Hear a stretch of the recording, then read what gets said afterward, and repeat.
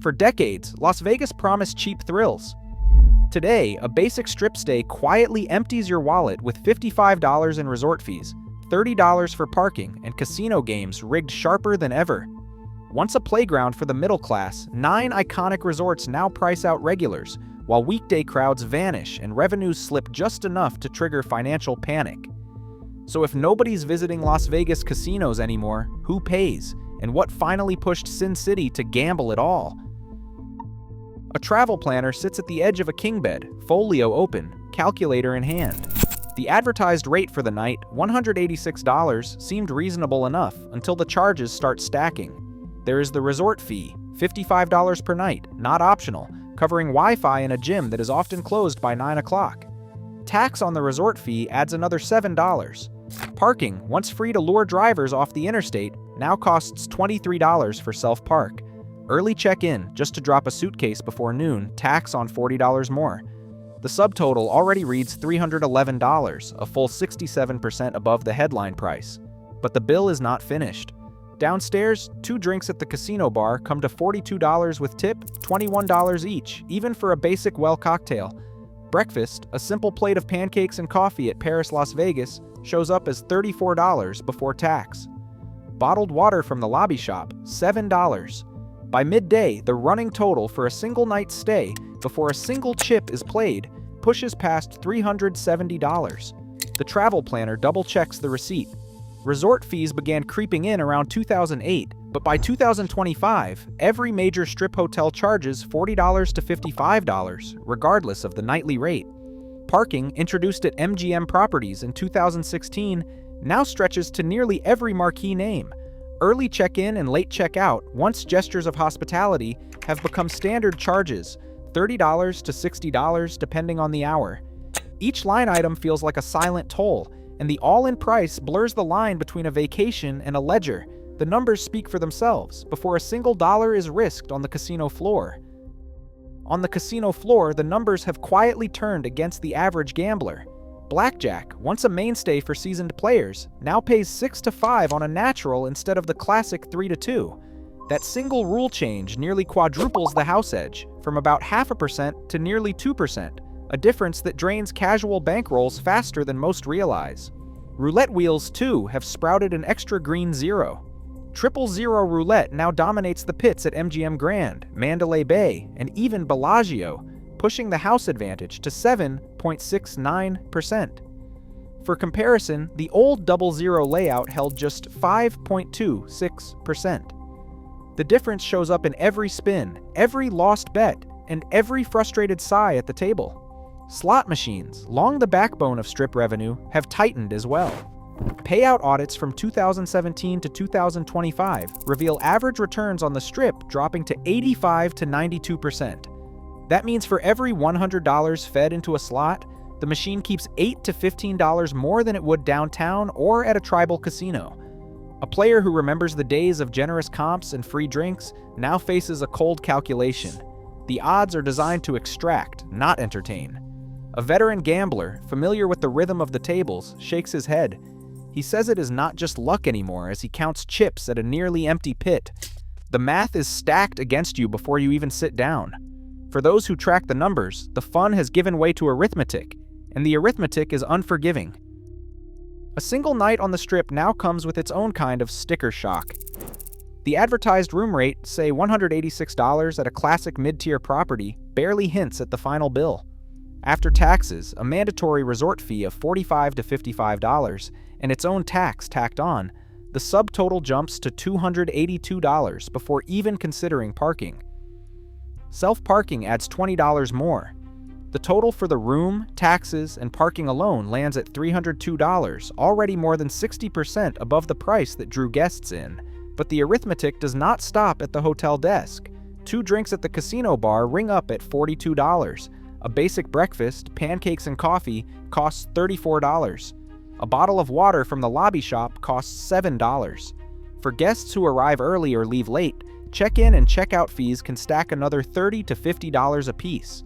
Receipts from 2025 show that a one-night stay, once all the fees and basics are tallied, routinely surpasses $370 for a solo traveler. For 2, the number climbs even higher, without touching a single slot or table. Guest folios analyzed this year consistently show the final bill running 40 to 70% higher than the room rate shown online. Even after new federal rules forced more transparent all-in pricing, the shock moved from checkout to the booking screen, not out of the equation. Viral posts and travel guides now warn that the real cost of a night on the Strip is at least $100 more than advertised, sometimes double. The math is unavoidable, and for many, it is the moment the Vegas dream starts to unravel. A retired electrician from Phoenix stands under the neon canopy of Fremont Street, grinning as he holds up a $25 chip from a blackjack table. He says downtown still pays 3 to 2, counting his modest winnings. Here, your money lasts. His story is far from unique. Over the past 5 years, a quiet migration has reshaped the flow of gamblers and tourists in Las Vegas. Downtown casinos, places like Circa, Golden Nugget, and Main Street Station, have registered consistent year-over-year revenue gains, even as the Strip stumbles. In 2025, while Strip gaming revenue dropped for 5 straight months, downtown climbed nearly 8.3% in August alone. The numbers tell a story of lost demand. September visitor volume on the Strip fell 8.8% compared to the previous year. On the 4th of July weekend, Strip hotel occupancy barely reached 66.7%, down 15 points from last summer. Midweek, entire towers at Excalibur and Luxor now sit dark. The change is not just about geography. Tribal casinos across the West, from Choctaw in Oklahoma to Pechanga in California, are luring away high rollers and everyday players alike. These properties offer better odds, more generous comps, and a sense of hospitality that feels increasingly rare on Las Vegas Boulevard. A former Bellagio VIP who once wagered over $2 million a year now splits his play between tribal properties and online platforms. He says it used to feel like a club. Now it is just a grind. If I am not welcome, my money is not either. Online gambling, too, is pulling guests away from the Strip. Regulated casino apps and sports betting platforms have posted double-digit growth every year since 2020.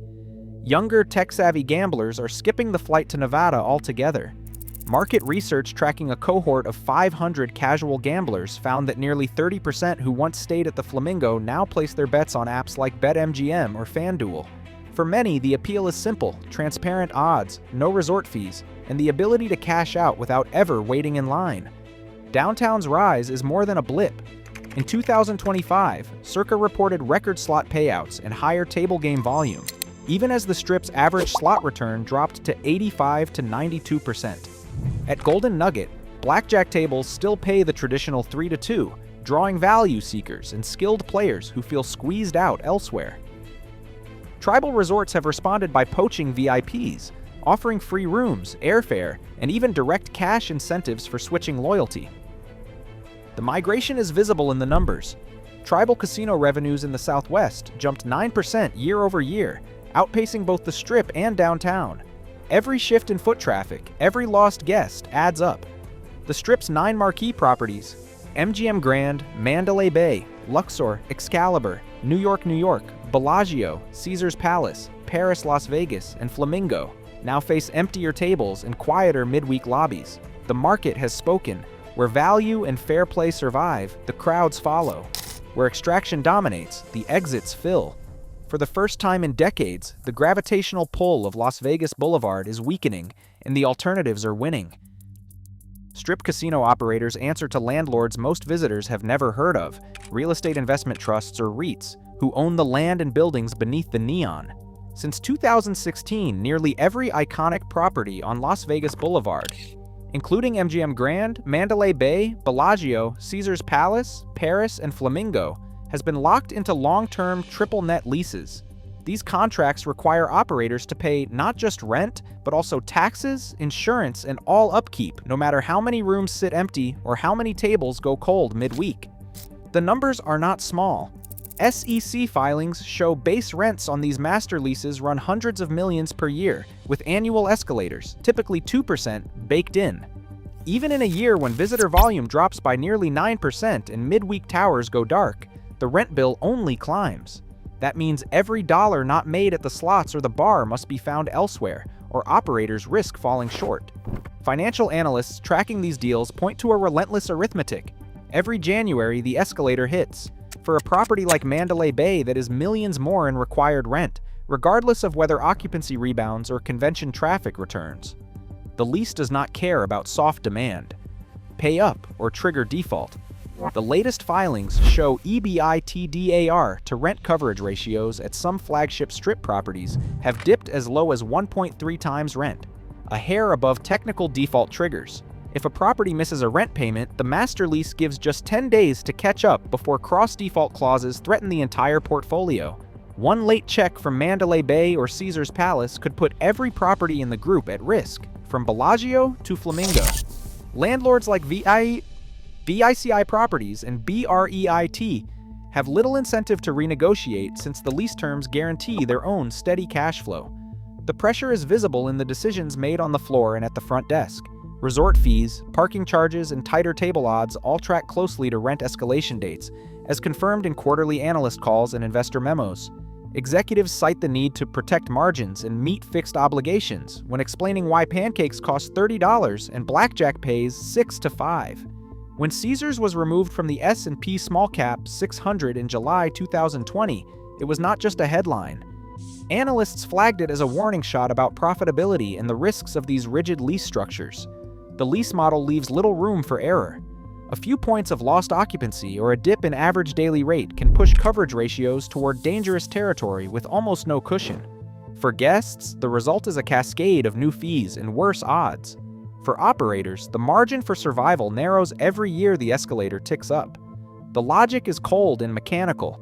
As demand softens and competition from downtown, tribal, and online casinos grows, the Strip's biggest names are forced to squeeze every possible dollar from the guests who remain.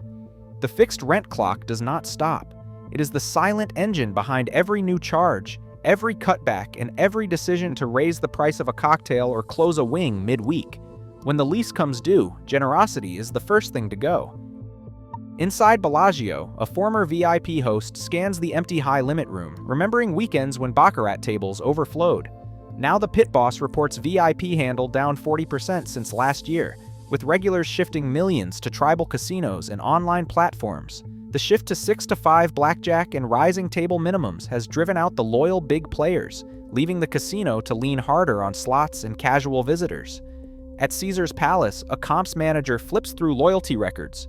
Redemption value for rewards has been slashed by up to 25%, and guests who once enjoyed lavish suites and free dinners now find their perks downgraded or gone. "I used to feel like a king here," one longtime guest tells her. "Now I'm just a number."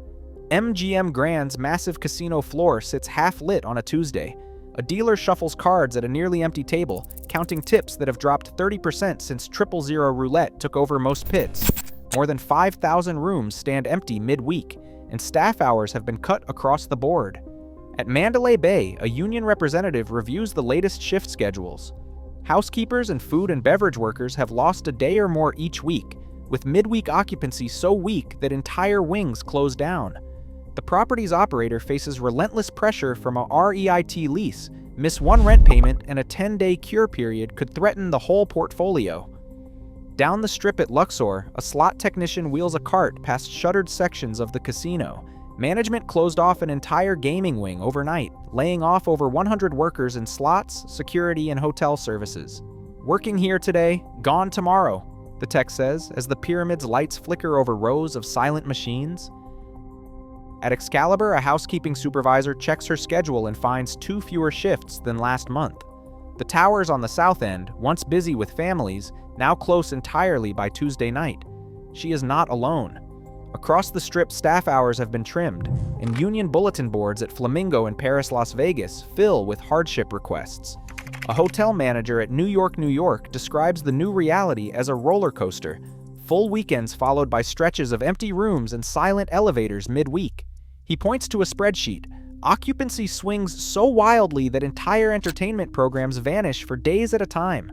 On social media, a guest at Paris Las Vegas posts a viral photo of her breakfast receipt, $15 for drip coffee, $19 for eggs, plus a 20% service charge.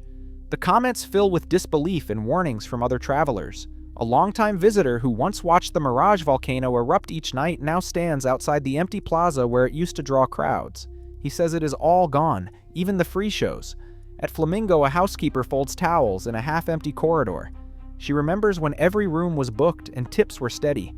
Now discounts lure in bargain hunters, but the jobs and the energy have not returned. The pattern repeats from Excalibur to Paris, Las Vegas, from New York to Flamingo, less work, fewer perks, and a strip that feels hollow on any night that is not a holiday. Floor footage from Tuesday afternoon paints a different picture than the viral weekend clips. Weekends and major events still draw crowds. Hotel occupancy on the Strip can spike above 90% for a UFC fight or a Taylor Swift concert, and casino lobbies buzz with energy. But the story changes by Wednesday morning. Time-stamped surveillance from July 2025 shows entire wings at Luxor and Excalibur sitting dark, with slot aisles empty except for a handful of early risers. STR data confirms the split. Midweek Strip occupancy now hovers below 70%, while weekends remain busy. This pattern repeats across all 9 flagship properties, including MGM Grand, Mandalay Bay, Bellagio, Caesars Palace, Paris, Las Vegas, Flamingo, and the rest. The numbers leave little doubt. Social media amplifies the extremes. Viral videos often capture the slowest moments, Monday checkouts and Thursday afternoons, fueling the sense that Vegas is a ghost town. Yet these clips miss the surges that still fill the Strip during big conventions or sports weekends. Even so, the weekday softness is real, and operators themselves admit it in quarterly calls. The gap between packed weekends and silent midweeks is wider than ever. For every crowded Saturday, there is a Tuesday where half the hotel rooms sit empty, and the only sound in the pit is a dealer shuffling cards for no one. The truth is not as simple as a single viral image, but the numbers leave little doubt. The Strip is no longer a guaranteed crowd, and timing now means everything. Las Vegas once thrived on loyalty and spectacle. Now, nearly 60% of Strip hotel revenue comes from non-gaming sources, not from visitors at the tables. As corporate landlords squeeze every margin, the city's future depends on whether it can reinvent value before the crowds vanish for good. In the end, it's not just a casino at stake. It's the soul of a city built on dreams. What's your take? Drop a comment below.